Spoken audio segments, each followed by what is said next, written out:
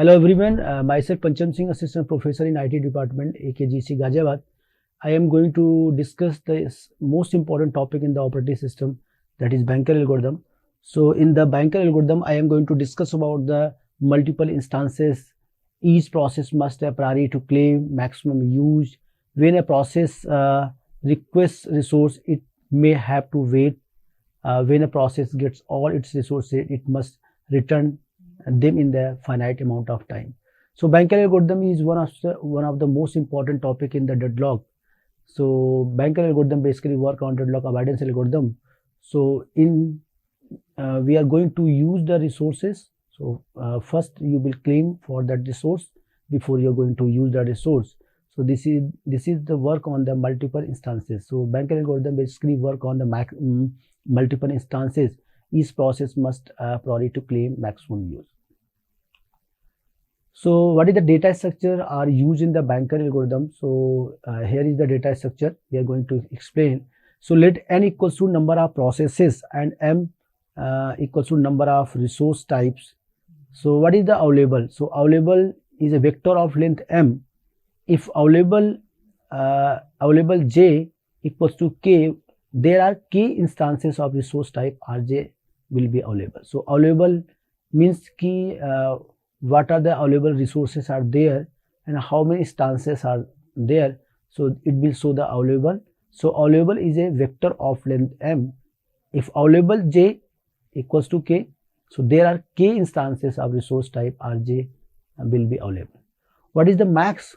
So max equals to n cross m matrix. So m represent n cross m matrix. If max ij equals to k, so it will show that max ij have k number of instances. So then process pi may request at most k instances of resource type rj. So process pi is priority to claim how many resources are required or how much instances are required for that particular resource rj. So it will claim priority. So now move for the third important point, that is the allocation. So allocation means n cross m matrix. So allocation can be represented by n cross m matrix. If allocation ij equals to k, then pi is currently allocated k instances of resource type rj. So how much resources are allocated to that particular resource, or you can say how many instances are used by that resource which are already allocated. So now next is the most important point is need. So what is your need?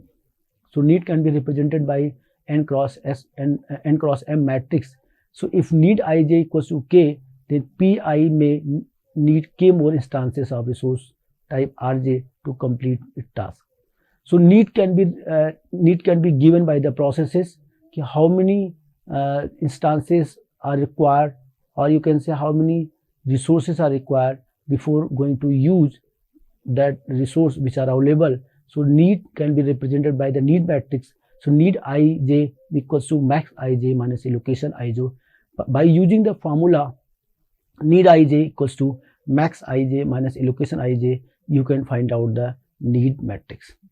So these are the data structures which are used in the Banker algorithm in the form of the available, in the form of the max, in the form of the allocation. So available means how many resources are available, how many resources already declared by the process, and what is the allocation, which resource is allocated to which process, that show the allocation. And what is the need? Need means ki we are putting the demand ki you require that particular resource and that number of instances for that resource. So now I am going to discuss about the safety algorithm in the Banker algorithm. So this is the very important in the Banker algorithm. So let work and finish be vector of length m and n. So there are two important vectors, work and finish. They are representing in the form of m and n respectively. So work equals to available. So initially we will declare that work equals to available, and finish I equals to false for I equals to 0, 1 up to ... n minus 1. So in the initial stage work equals to available and finish I equals to false. Now in the second point, find an I such that both finish I equals to false, need less or equals to work. If no such I exists, go to step 4.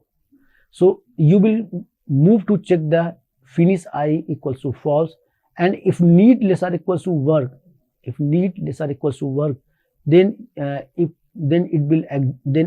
if it will exist, then you will move for the third step, otherwise you will move for the fourth step. So we are going to find out the work. So in third point, work equals to work plus allocation and finish I equals to 2.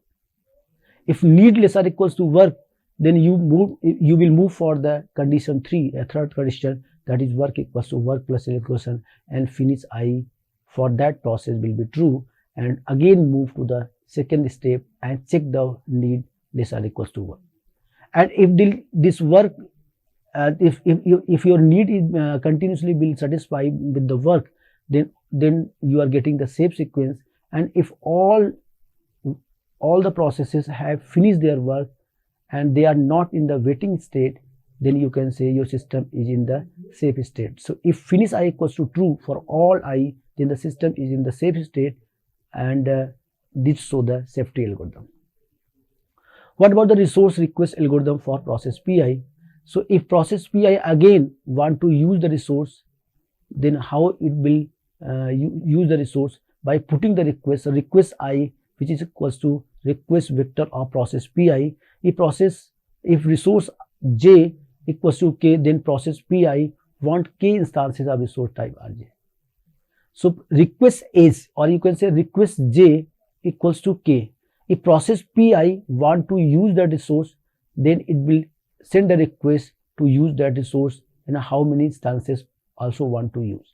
In the second point, if request less or equals to need, go to step 2, otherwise raise error condition since process has exceeded the maximum claim. So if process Pi is requesting the maximum claim, then it will not satisfy, and if the request less or equals to need, go to step 2 and check the condition and move for the next step. So in the second point, if the request less or equals to available, go to the step 3, otherwise Pi must wait since resources are not available. So if in the resource request algorithm, if the first condition and second condition will satisfy simultaneously, then you will move for the third condition, that is available equals to available minus request, allocation equals to allocation plus request, and need equals to need minus request, you will update. So definitely for the resource request algorithm, so in first condition request less or equals to need, in second condition request less or equals to available. If these two conditions will satisfy, then you will update the table of the process Pi, and available equals to available minus request, allocation equals to allocation plus request, and need equals to need minus request. If safe the resources are allocated to Pi, if unsafe, Pi must wait and the old resources allocated safe resource. It means that if the condition is the safe state, or you can say resource, which resource you have allocated, and it will not create the deadlock, then your system is in the safe state. And if you are going to allocate that resource and it will create the deadlock, then you will your system will enter to the unsafe state and try to avoid to allocate that resource which will create the problem. So this is the resource request algorithm through which we can satisfy the condition of the resource, condition of the process which are going to use the resource. So in this example, I am going to discuss about the Banker algorithm, how a Banker algorithm basically work.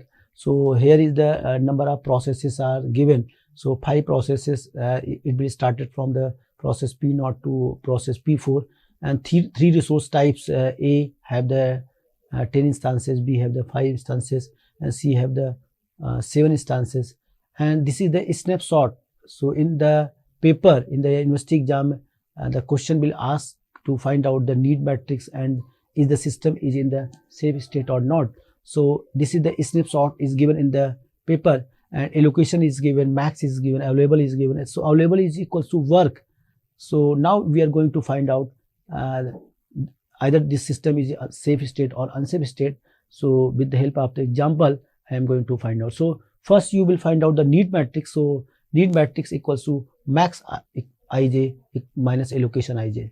So need, basically need, how you will find out the need matrix. So need matrix basically you can find out by the max ij minus allocation ij. So for process P0, P1, P2, P3 and P4.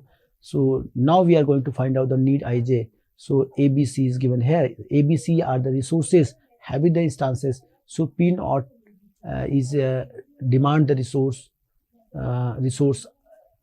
A, B, C for 7 instances, 4 instances and 3 instances. Similarly, P1 is also demanding the instances of process A, instances of A, B, C 1, 2, 2, and these are the instances which are demanded by the process P0, P1, P2, P3 and P4. Our resources are given ABC here. Okay, so the system is in a safe state since the sequence P1, P3, P4 and the P2 and last one is the P0 will satisfy and it will show the safety criteria. So how this request, how the system is in safe state. So if all the resources, if all the processes are executed in any order and they are going to terminate the system, then the system is in the safe state. Otherwise your system will not in the safe state. So in this example, if the process P1 again sending a request 102, so how this request should be granted or not. So first you will check the request should be granted or not in this example. So check the request less or equals to available. That means 102 less or equals to available. Here is the first condition, that is request less or equals to available is true. And now we are going to check the second condition.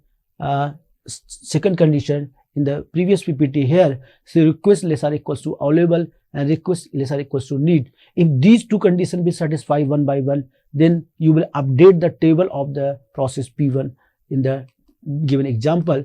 So here we are going to explain about the process P1 is sending a request 102. So 102 is less than or equals to available and request 102 is less than or equals to need. Then you will update the table in the allocation, in the need, in the available. So you will update the table like here. So available equals to available minus request and allocation equals to allocation plus request and need equals to need minus request. So you will update the table for the process P1. So here you can see the table is updated here. So for process P1 you have updated the table for allocation and you have updated for table for the need and available. So you will get the new value of the process P1. And now we are going to apply again the safety algorithms, and if you are getting the safe sequence, then you can say your system will be in the safe state. So now if the process P4 is sending a request 330, is this request to be granted or not? So first you will check the same request for the process P4 for need and available. Say if process P4, the request for the process P4 is less or equals to need, less or equals to available, this request should be granted immediately. Similarly for the process P0, the request should be granted or not. So first you will check the need, request less or equals to need, request less or equals to available. If this condition will satisfy, then you can say process P0 request will be granted immediately. So these are the example of the another processes like process P1, process P2, process P3 and process P0 is sending another request. Is this request should be granted or not? So definitely you will check the algorithms. Then after it will satisfy, then this condition will be true. And after that you will check the safe sequence. If all the processes are executed in any order and they will create the safe sequence, then you can say that your system is in the safe state. So deadlock detection is the very important algorithm in the deadlock. So there is two important algorithm. One is deadlock prevention and deadlock avoidance, and second is the deadlock detection. So this is the third important algorithm in the deadlock is allow system to enter deadlock state, detection algorithm, recovery algorithm. So if your system has been entered in the deadlock state, so how you will protect the system after entering in the deadlock state. So if you are getting the detection of the system, your system is in the deadlock state, then how you can recover the system from the deadlock state. So this is a very important algorithm. So here is a single instance of each resource type. So maintain wait for graph. So wait for graph we are going to maintain. So nodes are given here. So Pi is requesting Pj if Pi is waiting for Pj. It means that process Pi is waiting for the Pj. It means that the process Pj is using another resource and process Pi want to use that resource. So definitely process Pi is waiting for the Pj. If Pj will release that resource, then process Pi will use that resource. So periodically invoke an algorithm that searches for a cycle in the graph. If there is a cycle, there exists a deadlock. So definitely, if there is a deadlock, there is a cycle, then your system is in the deadlock state. If there is no cycle, your system is not in the deadlock state. So an algorithm to detect a cycle in a graph requires an order of n square operations. So where n is the number of vertices in the graph. So if you're going to find out your system is in the cycle or your system is not in the cycle. So if there is cycle, there is a deadlock. If there is no cycle, there is not deadlock. So by using the single instances of resource type, you can find out the graph will show the deadlock or the graph will not show the deadlock.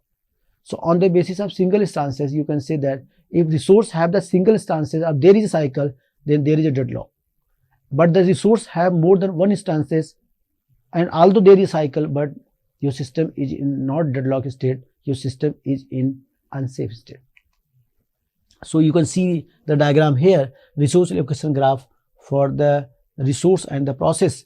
So process P4 is holding resource R5 and requesting resource R2, and similarly process P1 is holding resource R2 and requesting resource R1, and process P2 is holding resource R1 and requesting resource R4, and similarly process P3 is holding resource R4 and requesting resource R5. So it will create a cycle, then you can say the system is in the deadlock state. So corresponding wait for graph you can minimize between the relation between the processes. So this is the graph for the resource allocation graph, this is the graph for the wait for graph. So here process P4 is requesting for Py, and process P2 is requested by the process P1, and process P3 is requested by the process P2, and similarly process P4 is requested by the process P3, and it will create a cycle. So you can say your system can be entered in the deadlock state.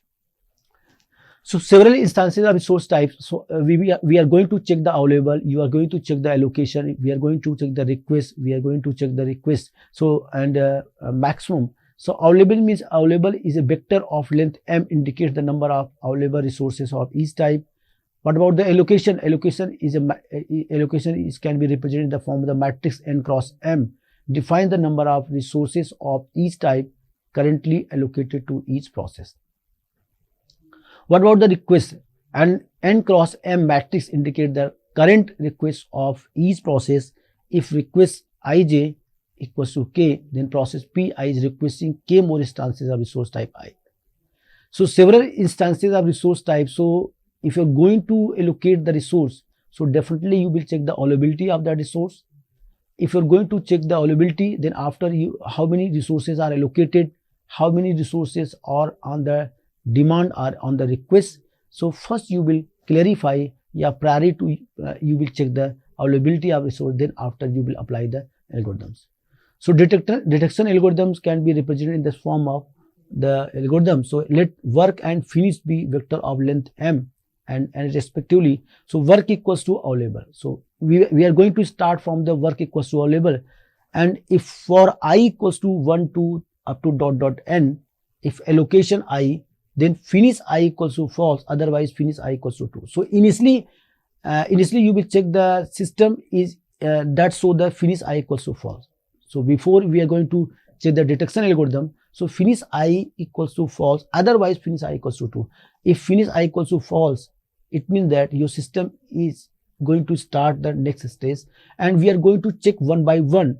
If we are going to check the all condition, all processes are executing in the true manner, then your system is in the safe state. So find an index I such that both finish I equals to false, request lesser equals to work.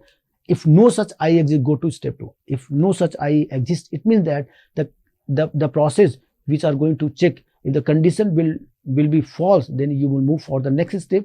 If the condition will be true, then work equals to work plus allocation, and you will move for the next step. So this is the algorithm for detection algorithm. So detection means if your system is entered in the deadlock state, it means that some of the processes has not satisfied the property of the deadlock, or you can say some of the processes, the need of the some of the processes will not going to fulfill, then your system has been entered in the deadlock state. And now we are going to remove the deadlock condition which are occur in the system.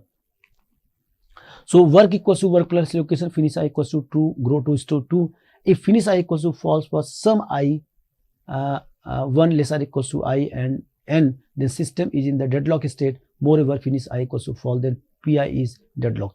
Simply you can say that if all the conditions, or you can say if all the processes cannot finish their work and some of the processes need not will be fulfilled, then your system is in the unsafe state, or you can say your system is in the deadlock state. Because if all the processes they have finished in the sequential order or in any order, and you are getting the safe sequence, then you can say your system is the safe state. If one of the process or demand will not satisfy, then your system is in the deadlock state, or you can say your system is in the unsafe state, or your system is in the deadlock state. So the algorithm requires an order of M cross n square operation to detect whether the system is in the deadlock state or not. So by using the algorithm, you can find out your system is in the deadlock state or your system is in the not deadlock state. So by using this algorithm, you can find out your system is deadlock state or not.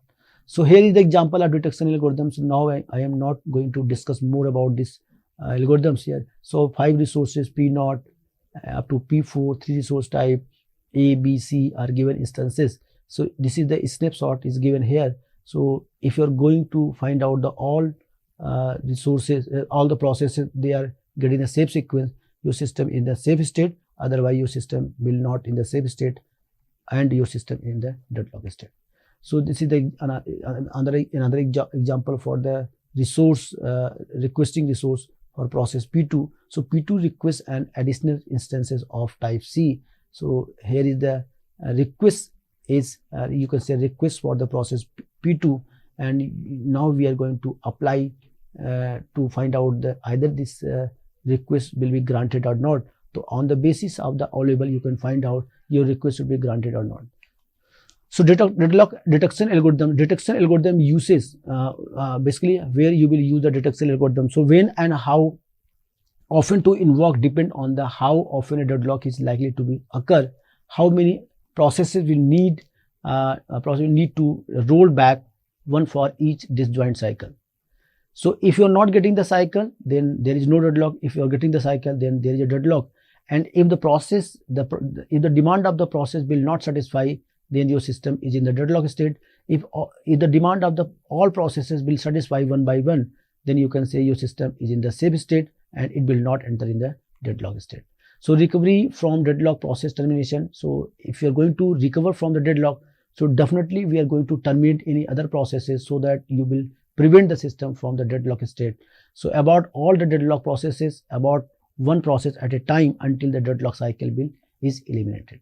So in which order should be choose to abort, priority of the process, how long process has computed and how much longer to completion, resources the process has used, resources process need to be complete, how many processes will need to terminated, is process interactive or batch. So if you are going to terminate that particular process, so definitely you will watch these conditions, or you can see the important condition. On the basis of that, you will terminate that particular process, which will create the deadlock.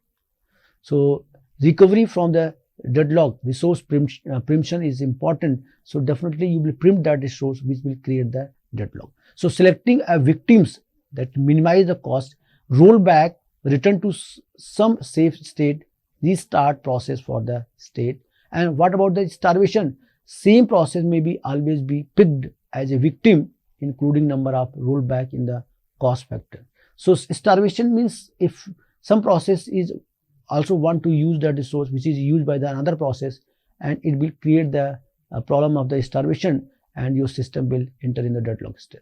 So definitely you will roll back that particular resource which will create the problem of the deadlock.